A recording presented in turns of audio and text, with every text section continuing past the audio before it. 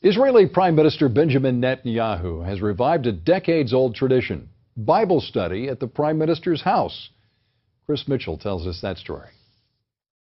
We're studying the Bible, and the Bible is the book of the Jewish people, but the book also of universal values. Prime Minister Benjamin Netanyahu opened the first session of the Bible Study Club at his official Jerusalem residence. It's a story of the Jewish people, and it expresses the hope that we will return to this land. He revived the tradition started by Israel's first Prime Minister, David Ben-Gurion. And I think in many ways it's a parable for humanity, because if the Jewish people were able, through this vast odyssey in time, to ford all the rivers, to cross the chasm of annihilation, to come back to our ancestral homeland, to rebuild our lives, this means there's hope for all of humanity.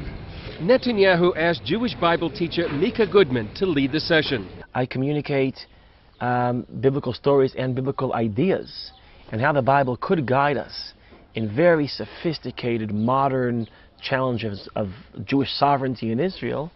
And I have to communicate that to secular Israelis, anti-religious Israelis. Goodman told participants that they were there to try to uncover the secrets of the book of the Jewish people. Netanyahu, his wife Sarah, and more than a dozen rabbis and scholars studied the book of Ruth from the Jewish scriptures known to Christians as the Old Testament. I thought I was going to lead the conversation.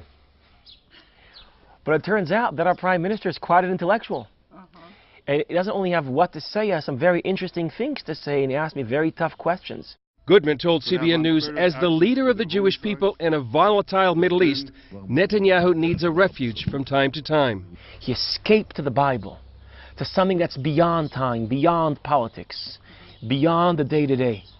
And diving into this great text and dealing with these great ideas, somehow he felt like it was a breath of fresh air for him.